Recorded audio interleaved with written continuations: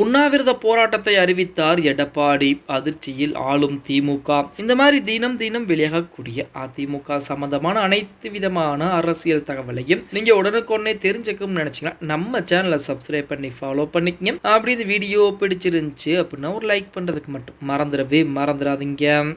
வருகின்ற 24ஆம் தேதி மதுரை அதிமுக சார்பில் உண்ணாவிரத போராட்டம் நடைபெற உள்ளதாக அக்கட்சியின் பொதுச் செயலாளர் எடப்பாடி பழனிசாமி அதிரடியான அறிவிப்பை வெளியிட்டிருக்கிறார். இது குறித்து அவர் அந்த அறிவிப்பில் கள்ளர் சீரமைப்பு பள்ளிகள் மற்றும் விடுதிகளின் நிர்வாகத்தை பிற்படுத்தப்பட்டோர் நலத்துறையிடமிருந்து பறித்து உள்நோக்கத்தோடு பள்ளி கல்வித்துறைக்கு மாற்ற முயற்சிக்கும் வீடியோ திமுக அரசு கண்டனத்தை தெரிவித்துக் கொள்கிறேன். கள்ளர் சமூக மக்களுக்கு கிடைத்த வந்த கல்வி கற்கக்கூடிய தளங்கள், வேலைவாய்ப்பு, நொடிய வரலாற்று அடையாளங்கள் அழிவதற்கான வாய்ப்புகள் போன்ற பல அடிப்படை உரிமைகள் பறிபோக இருக்கிறது. கள்ளர் சீரமைப்பு பள்ளிகளின் நிர்வாகத்தை மாற்ற முயற்சிக்கும் நடவடிக்கைகளை திமுக அரசு உடனடியாக கைவிடாவிடில் பாதிப்புக்குள்ளாகிய கள்ளர் சமுதாய மக்களின் கோரிக்கையை வலியுறுத்தி அதிமுக கண்டன ஆர்ப்பாட்டத்தை முன்னெடுப்பது மற்றும் தற்போது எச்சரிக்கை விடுத்திருக்கிறார். அது மட்டுமல்லாமல் பேனா சிலை வைப்பதற்கு 100 ரூபாய் நாணயம் வெளியிடுவதிலும் அதனை விளம்பரப்படுத்துவதில் மட்டுமே திமுக அரசு ஈடுபாடாக உள்ளது. எனவே கள்ளர் சீரமைப்பு பள்ளிகளில் மாற்றும் விடுதிகளை உள்நோக்கத்தோடு முடக்க முயற்சிக்கும் திமுக அரசை கண்டித்தும் பள்ளி கல்வித்துறையோடு இணைக்கும் முயற்சிகளை கைவிட வலியுறுத்தியும்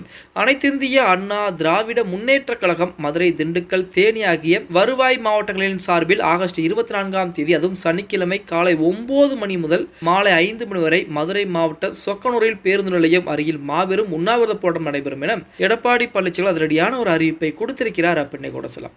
அது மட்டுமில்லாமல் உண்ணாவிரத போராட்டம் அதே போல பார்த்தீங்கன்னா கண்டன ஆர்ப்பாட்டங்கள் இந்த மாதிரி ஏகப்பட்ட வேலைகளை தமிழகத்திலே நடத்தி கொண்டிருக்கிறார் எடப்பாடி பழனிசாமி.